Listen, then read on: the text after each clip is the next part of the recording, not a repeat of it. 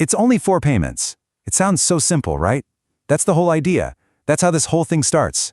Not with some big scary credit application or a meeting with a banker. Nope. It's just this simple little phrase. 4 small payments. No interest, no huge commitment. It's just an easy way to get the thing you want, right now. And the whole process is designed to be, well, basically invisible.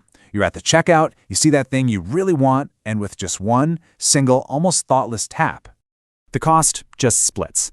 You know that one big number, the one that makes you hesitate for a second? Poof, it just vanishes, and it's replaced by something that feels way, way more manageable. And that's it. You're done. The purchase is complete. See, it doesn't feel like you're taking on debt, does it? It feels like you found a life hack, a shortcut, kind of like a smarter, cleaner way to shop. And you know what? Sometimes it is. But that is definitely not the whole story. All right, so let's really get into this, because whenever a product gets this popular, specifically by making debt feel smaller and easier to ignore, you've got to ask a pretty uncomfortable question. What happens when millions and millions of us start stacking all those small payments, one on top of the other? So why did buy now, pay later just explode onto the scene? To get it, you have to understand what it's actually selling. And it's not just convenience. Not really. It's emotional relief.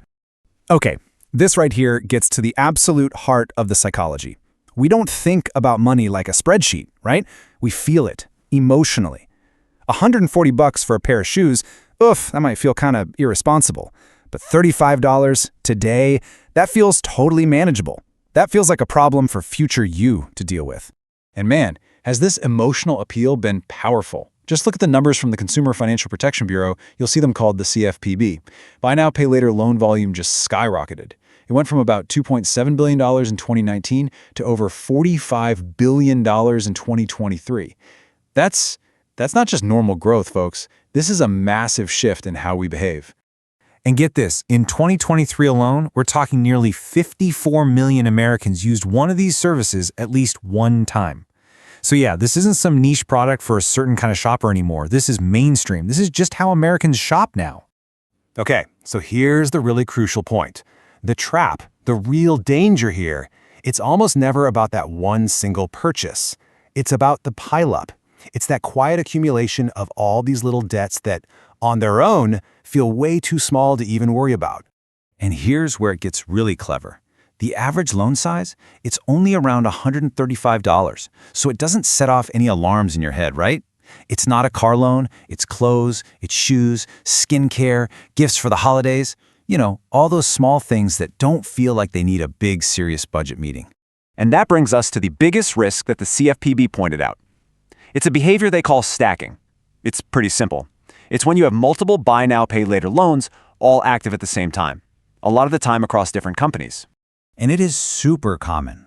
Back in 2022, nearly 2/3 of people using these services had multiple loans going at once, and 1/3 of them were stacking loans across different companies. Now, this is so important because if one app has no idea what you owe another app, it becomes really, really easy to build up what you might call ghost debt. It's debt that feels totally real to your bank account, draining your cash every couple of weeks, but it's not really visible to any one lender. So you're not managing one big balance anymore.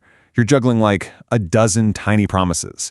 And those tiny promises, they are exactly the kind of thing we're wired to underestimate. And this is exactly how it becomes a habit. For a lot of people, buy now, pay later doesn't stay in, I'll just use this for a big purchase once in a while kind of tool. Nope. It becomes a regular, everyday financing habit. The CFPB actually found that about 20% of users are what they call heavy users. Now, just let that sink in for a second. These are people taking out around 23 separate loans a year.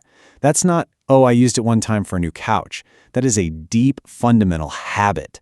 And once that happens, it stops being just another way to pay. It becomes part of how you manage your life, right? It's how you absorb the pressure of rising costs, how you make online shopping feel affordable, day in and day out. And that line between convenience and, dependency, it gets real blurry real fast. Okay, so this is where the conversation can get a little oversimplified. There's this common idea about who is using these services. So let's actually look at what the data tells us. The assumption is usually that it's for people who can't get a credit card. But the reality? Most users already have access to traditional credit. And that tells you something really important. For a lot of people, this isn't replacing their credit card. It's just another layer of debt right on top of it. I mean, check this out. A staggering 88% of people who use buy now, pay later also have an open credit card. So what that means is they're choosing between different ways to borrow, and a lot of times they're doing it while they're already carrying other debts. And when the CFPB dug in a little deeper, they found that these same borrowers were more likely to already be highly indebted. They were more likely to carry a balance on their credit cards and even more likely to be late on payments for traditional credit.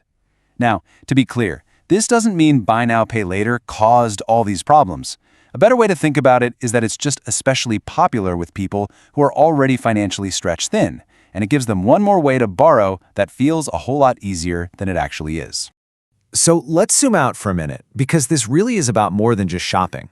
This whole thing is part of a much bigger shift in how we handle money in America. Basically, debt itself is being redesigned. It's being made to feel lighter, faster, and a whole lot less like a serious financial decision. And this is fundamentally changing our psychology. That big financial decision, it's been moved right into the checkout process. We're being trained to think in tiny fragments, to focus on the payments, not the total price. Borrowing isn't this big, deliberate act anymore. It's just another button you click on the screen. So what's the bottom line here? Look, it's not that buy now, pay later is always a bad thing, or that everyone who uses it is in trouble. That's not it at all. The real takeaway is that this service is so effective because it is perfectly engineered to make debt feel completely painless. And anytime a financial product gets this good at hiding the emotional weight of borrowing, well, that's when we really need to start paying attention. Because the real danger isn't that first loan. It's when the 5th one, or the 10th, or the 20th becomes normal. It's that moment when borrowing stops feeling like a choice you're making at all. So the next time you're at checkout and you see that Pay in 4 option, maybe just ask yourself one question. Is this really making this purchase more affordable, or is it just making the debt a little too easy to ignore?